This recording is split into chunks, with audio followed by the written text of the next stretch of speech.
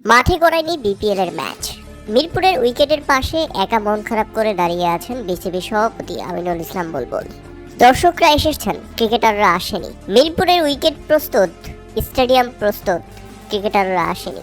Cricketer নামে কিছু দালালরা যারা সংবাদ সম্মেলন করবে বলে ক্রিকেট বন্ধ করে বসে আছে টিম হোটেলে, তাদের জন্য বসে আছে সাংবাদিকরা। এইসব দালালরা কি বলবে সংবাদ সম্মেলনে এসে সেটা রেকর্ড করার জন্য। আর এদিকে মাঠে দর্শকরা অপেক্ষা করছে, মাঠকর্মীরা অপেক্ষা করছে, কর্মকর্তারা অপেক্ষা করছে। কোনো ক্রিকেটার বললে ভুল হবে, দালাল একটা দালালও মাঠে আসেনি খেলতে। যার মধ্যে সবচেয়ে বড় দালাল হচ্ছে এই লোকটা, আর তার পেছনের সিন্ডিকেট এই দালালগুলো, যে দালালগুলোর কারণে আজ বিসিবিতে যে উচিত কথা বলবে তার জায়গা হবে না। 2 দিন আগে আমি বলেছিলাম বিসিবিতে ভালো লোকের জায়গা বেশি দিন থাকবে না। যারা উচিত কথা বলে তাদেরকে বেশি দিন বিসিবিতে রাখতে পারবেন না। আর তাদেরকে না রাখার পেছনের কারণ হচ্ছে ক্রিকেটাররা নিজেরাই আন্দোলন শুরু করবে। কারণ এইসব লোক থাকলে ক্রিকেটাররা টাকা ইনকাম করতে পারবে না। ক্রিকেটাররা ভালো না খেললে জবাবদিহিতা থাকবে। আর এই কারণেই ক্রিকেটাররা ভালো লোক ক্রিকেট বোর্ডে রাখবে না। শেরেবাংলা জাতীয় ক্রিকেট স্টেডিয়াম মিরপুরের জায়ান্ট স্ক্রিনে তাই তো দুঃখজনক এক ঘোষণা ভেসে উঠল। বাংলাদেশ ক্রিকেট বোর্ড দুঃখের সঙ্গে জানাচ্ছে যে আজকের চট্টগ্রাম রয়্যালস ও নোয়াখালী এক্সপ্রেস দলের মধ্যকার ম্যাচটি অনিবার্য কারণবশত বিলম্ব হয়েছে।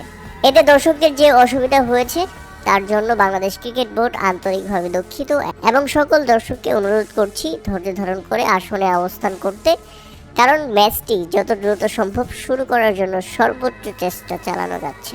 বাংলাদেশের একজন লিজেন্ড ক্রিকেটার, যার কপালে কালো টিপ পরিয়ে দিয়েছি যাতে তার দিকে কোনো নজর না লাগে, কারণ তার দিকে নজর লাগলে বাংলাদেশ ক্রিকেটের অনেক বড় ক্ষতি হয়ে যাবে। তিনি সব সময় বাংলাদেশের বড় বড় টুর্নামেন্টের আগে ক্রিকেটারদের দিয়ে এরকম নাটক সাজান অথবা নিজে নাটক করেন। প্রত্যেকটা সময় তিনি এইসব করছেন। প্রিয় দর্শক, এ ব্যাপারে আপনাদের মতামত অবশ্যই আমাদের কমেন্ট করে জানাবেন।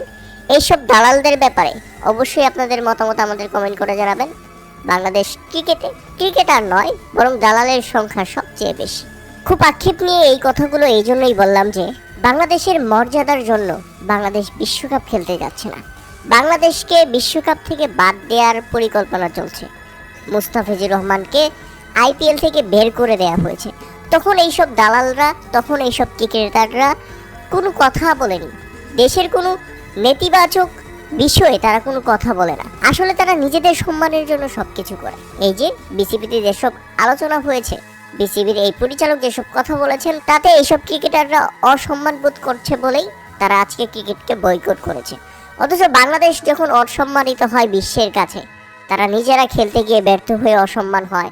এই যে ভারত বাংলাদেশকে এবার বিশ্বকাপ থেকে বাদ দেওয়ার পরিকল্পনা করছে, বাংলাদেশকে অসম্মান করছে, তখন কিন্তু তারা কোনো কথা বলছে না। কারণ দেশের সম্মানের থেকে এসব ক্রিকেটারের কাছে নিজেদের সম্মানটা অতি গুরুত্বপূর্ণ। আজকের এই ঘটনায় আপনারা ইতিমধ্যে আন্দাজ করেছেন।